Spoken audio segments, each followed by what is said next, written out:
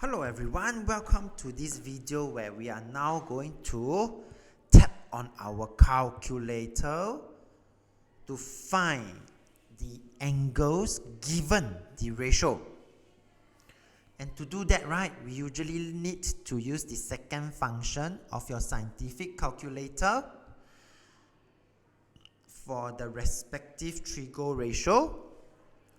And do take note, when we do that, we will see this -1 appearing. Alright? And the last thing to take note of is, for angles in degree, we do usually round off to 1 decimal place if it is not exact value. Okay? So, for the following example, I'm going to share with you that how do I get this angle A then? So my angle A is therefore, when you press the second function, the -1 will appear.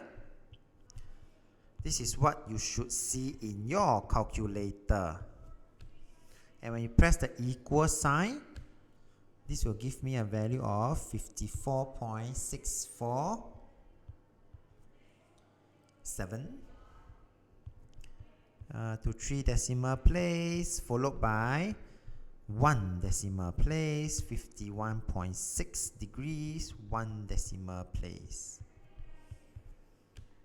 So I repeat again, for this angle B, when you press your calculator, you should see the second function of this cosine. You should see the -1 appearing. And just key in the ratio in, and when you do that,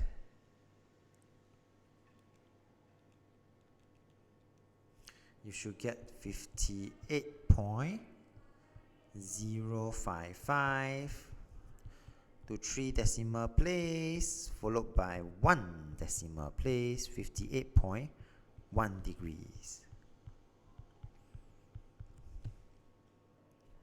And we shall continue for the rest of the angle. Okay, so you should see for angle C, when you press into the calculator, the -1 appearing, and you should get the following after you key in the ratio: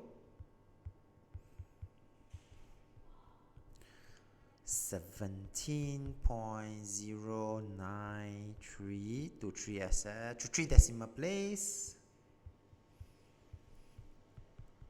17.1 degree to 1 decimal place.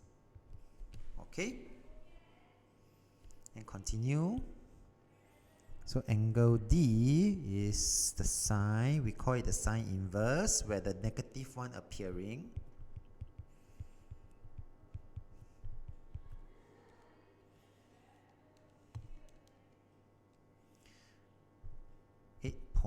.899,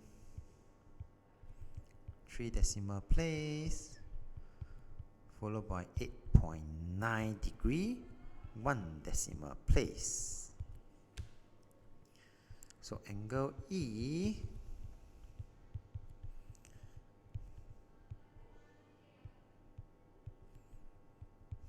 will therefore be equals to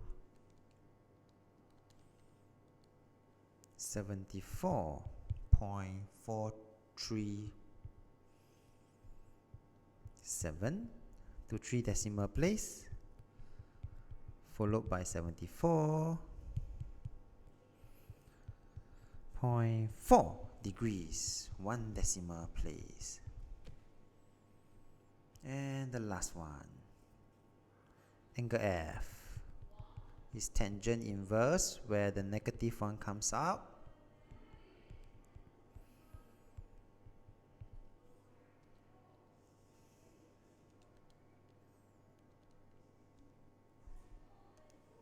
And this one will give me a value of 35.777 to 3 decimal place,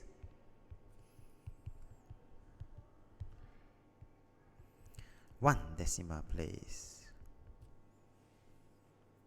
Okay, with that, we have come to the end of this video. So if you like this video, do give it a thumbs up. Thank you for watching and have a nice day.